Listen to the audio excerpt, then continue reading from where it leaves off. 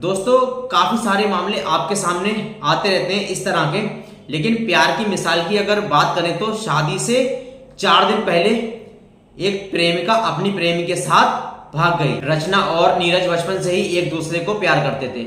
उनका प्यार शारीरिक आकर्षण नहीं बल्कि प्लेटोनिक था, जिसमें इसे नादानी कहें या कम उम्र के प्यार में फंसना। रचना और नीरज के साथ ये जाती ही कह सकते। असल ये दुखद हादसा सच्चे और निर्लज प्यार का उदाहरण है। जरूरत इस प्यार को समझने और समझाने की है, जिससे फिर कभी प्यार करने वालों की लाशें किसी पेड़ से लटकती हुई ना मिले। एक वर्ल्ड फेमस टूरिस्ट प्लेस है जिसको कहते हैं खजुराहो से महज 8 किलोमीटर दूर एक गांव है बमीठा, जहां अधिकतर लोग पिछड़ी जाति के लोग रहते हैं। खजुराहो में आने वाले जो टूरिस्ट होते हैं वो बमीठा गांव में जरूर आते हैं और इनमें से भी अधिकतर विदेशी लोग होते हैं। बमीठा से एक पास में गांव लगा हुआ है जिसका नाम है बहरापुर। बहरापुर में भी टूरिस्ट लोग दिखाई देते हैं। यहां पर कोई छूत अछूत का मामला नहीं होता है, लेकिन इस गांव में लोग विदेशियों पर, इस गांव में विदेशियों की जो आना जाना है वो लगा रहता है। कोई भी खास इस बात से प्रभाव नहीं पड़ता कि वो उनसे नाराज होते हैं या उनसे घबराते हैं या उनको उनसे दुख मिलता है, क्योंकि वे इसके आदी हो चुके। बहारपुर के लोग काफी इज्जतदार हैं और वो किसान हैं, अच्छे किसान हैं। कुछ दिन पहले ही उन्होंने अपने 18 साल की बेटी रचना की शादी नजदीक के गांव हीरपुर में अपनी बराबरी की हैसियत वाले परिवार में तय कर दी थी। शादी 11 फरवरी को होनी तय थी, इसलिए भैरव पटेल शादी की तारीख तय होने के बाद से ही वो बिजी हो चुके थे। गांव में लड़की की शादी अभी भी किसी भी चुनौती से कम नहीं है। शादी की बात करें तो वहां पर रस्में 1 हफ्ते से शुरू हो जाती हैं और शादी के 1 हफ्ते तक सारी रस्में चलती रहती हैं। एक रस्म वहां पर ऐसी होती है जिसे छई माटी बोलते हैं, जिसमें महिलाएं खेत की मिट्टी खोद कर लाती हैं। बुंदेलखंड इलाके में इस दिन महिलाएं गीत गाती हुई खेत पर जाती हैं और पूजा पाठ करती हैं। रस्म रचना की शादी के 4 दिन पहले यानी 7 फरवरी को हुई थी।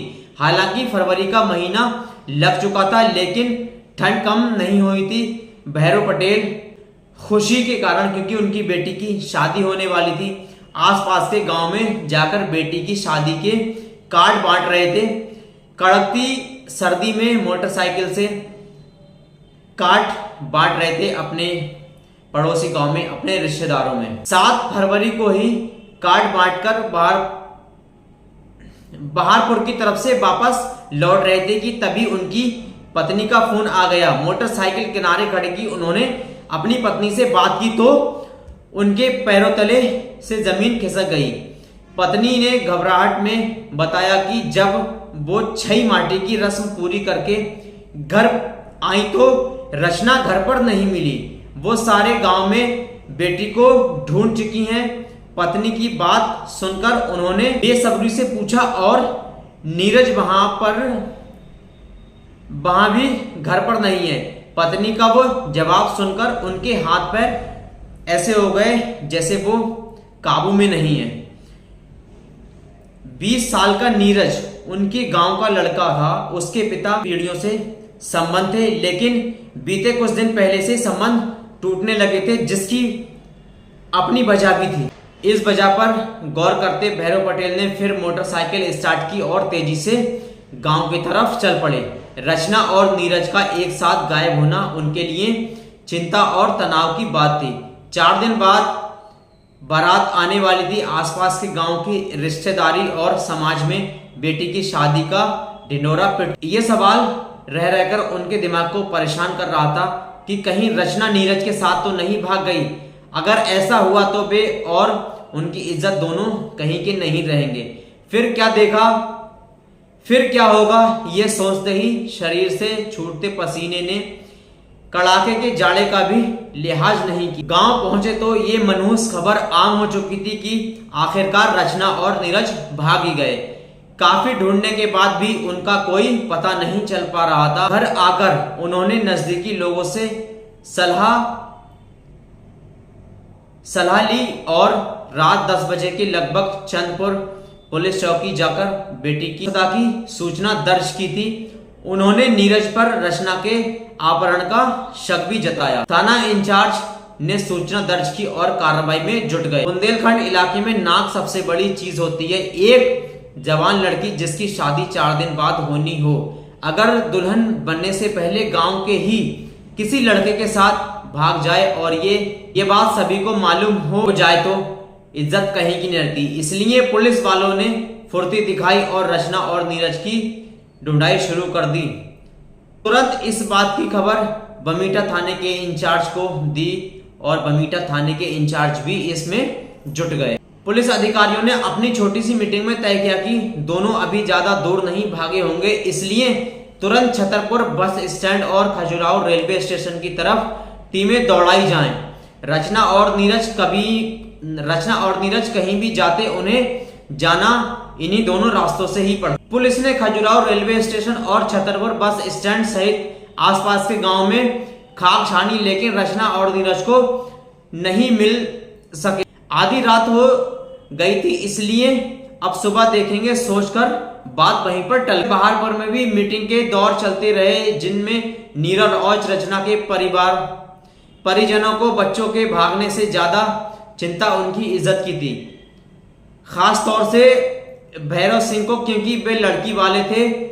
ऐसे मामले में लड़की वालों की इज्जत गायब हो जाती है। एक बार रचना मिल जाए तो सब संभाल लूंगा, ऐसी हजार बातें सोचते भैरव सिंह बराबर सोचते रहे। अंत में उन्होंने भी हालात के आगे हथियार डाल दिए कि वो सुबह देखेंगे कि क्या करना है। सुबह सूरज उगते ही पहले ही नीरज की मां रोज की तरह उसकर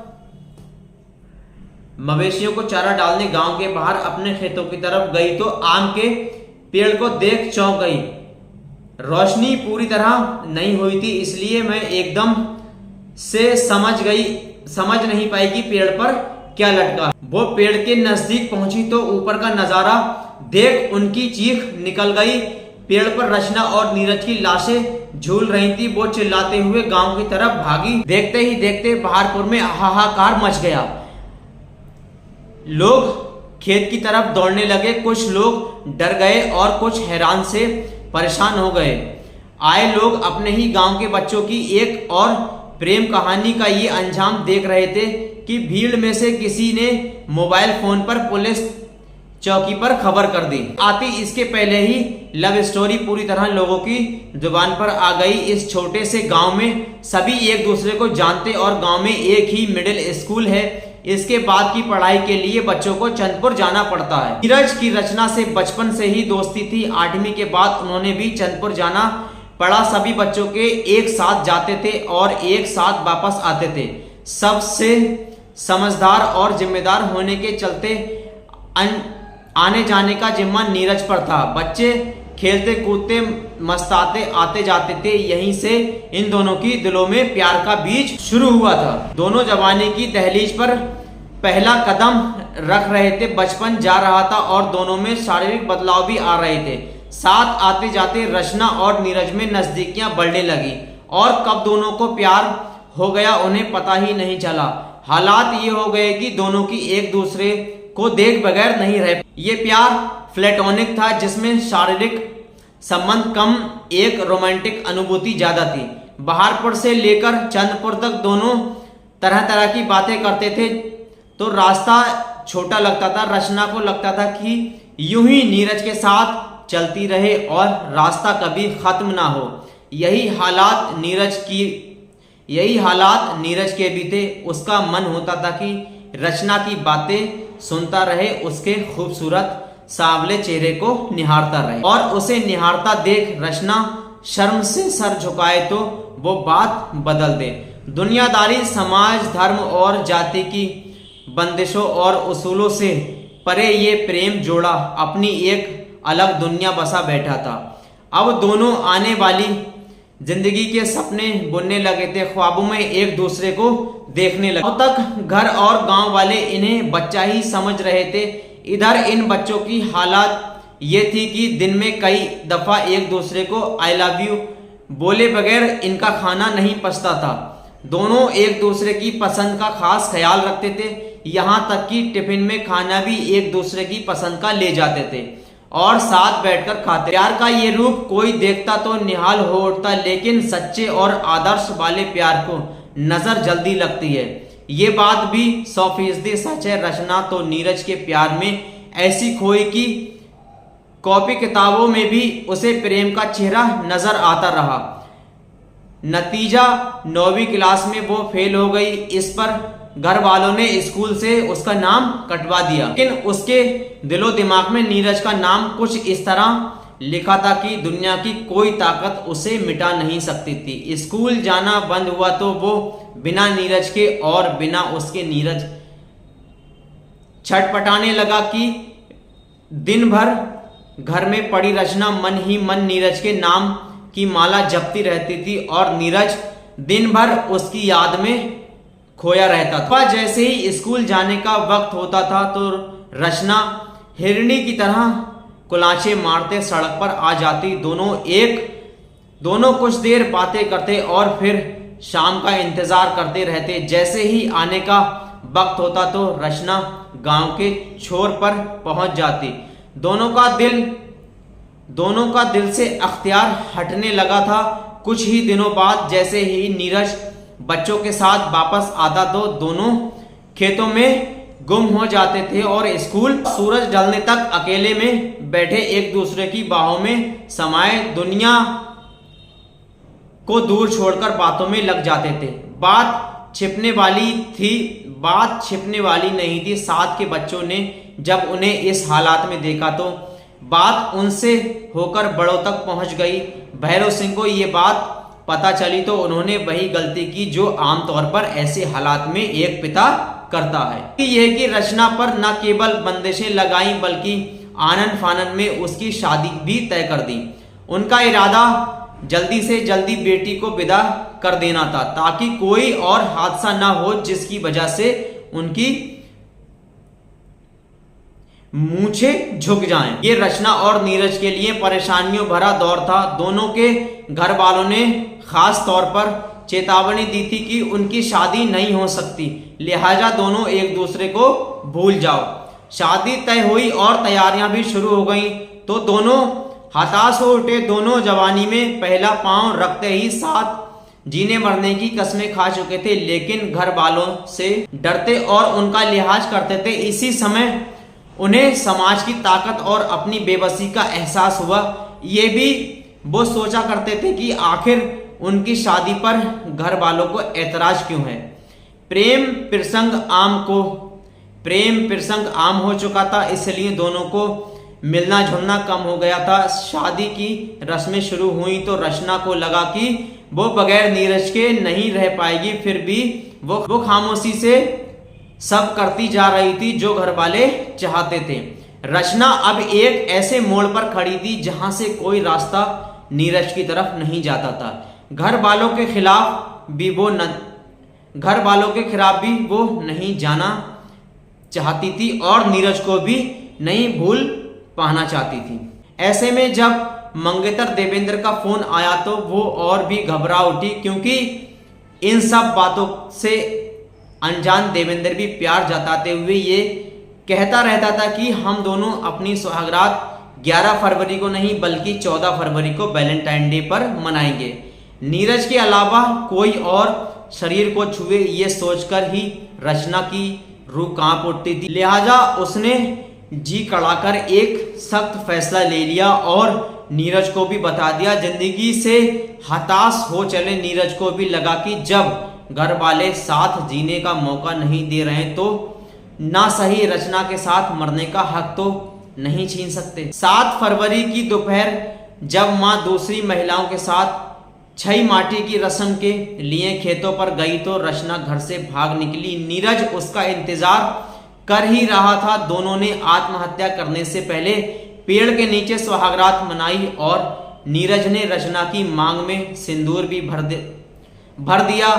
फिर दोनों एक दूसरे को गले लगकर फंदे पर झूल गए। दोनों के शव जब पेड़ से उतारे गए तो गांव वाले गमगीन थे, जिन्होंने अभी अपनी जिंदगी जीनी शुरू भी नहीं की थी, वो बेवक्त मारे गए। दोनों के पास से कोई सुसाइड नोट नहीं मिला। पोस्टमार्टम के बाद शव घर वालों को सौंप दिया गया। दोनों का एक ही शमशान घाट पर अंतिम संस्कार कर दिया गया। प्रेमियों का इस तरह एक साथ अलग अलग खुदकुशी कर लेना कोई नई बात नहीं है, लेकिन इस मामले से ये तो साफ हो गया है कि सच्चा प्यार मर जाना पसंद करता है और जुदा होना नहीं। ऐसे प्रेमी पर परंपराएं, धर्म, जाति वगैरह की दीवारें तोड़ने में खुद को असमर्थ पाते हैं तो उनके पास सिवाय आत्महत्या के कोई भी रास्ता नहीं रह जाता। जिनकी मंशा घर वालों और समाज को उनकी गलती का एहसास कराने की भी नहीं होती है। और सेवापाल जैसे पिता अगर वाकई बच्चों को प्यार करते होते तो उनकी इच्छा और अरमानों का सम्मान करते, उन्हें पूरा करते, लेकिन इन्हें औलाद से ज्यादा अपने उसूल प्यार थे, तो क्यों ना इन्हें ही दोषी माना जाए।